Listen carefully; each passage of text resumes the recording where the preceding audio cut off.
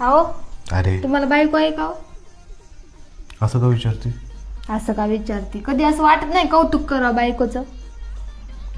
नाही करणार होतो मी तुझं कौतुक, पण असं कौतुक करायसारखं अरे अरे अरे अरे अरे अरे अरे अरे तेच म्हटलं एका साईडला असे केस का सोडलेत. बापरे, तरी मागच्या थोडी कट केली ते, नाही तर पार पायापर्यंत गेले ते केस तुझे. तुला काहीच नाही. अरे काय केस आहेत भागते तुझे. खरं ते केसांबद्दल बोलावं तेवढं कमी आहे. खरंच काय केस आहेत तुझे. तुझे केस म्हणजे आहे ना वडाच्या पारंब्यात भारते, इतके भारी केस आहेत तुझे. ओढू नका हो. अगं नाही ग, अरे मग हातात तरी घ्यावे की नाही तुझे केस. हातात घ्या फक्त ओढ मग नका. नाही ते मी ओढ, जपते नाही. तुम्हाला माहिती ना हो केस. माहिती, तू खूप जपते, तू फक्त केसांनाच जपते.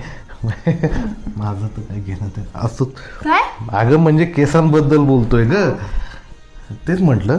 कारण केसांना तू जपते, पण एक गोष्ट लक्षात ठेव भारती, केसांबद्दल मला बोलायचंच होतं. लय दिवसापासून माझ्या डोक्यात होता विषय.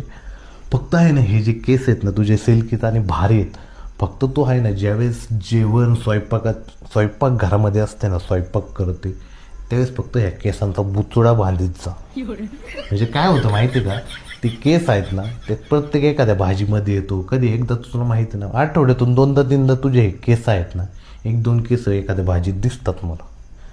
म्हणजे मेथीच्या भाजीत असलं तर मला त्या मेथीच्या भाजीतून असा केस काढून बाजूला ठेवून तो खावा लागतो.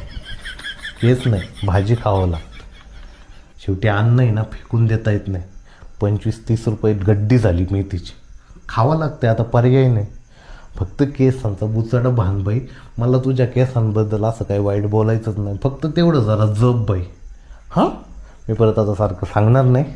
आता जे काही मोकळे सोडले थोड्या वेळात फक्त वारं नको यायला म्हणजे झालं. देवा.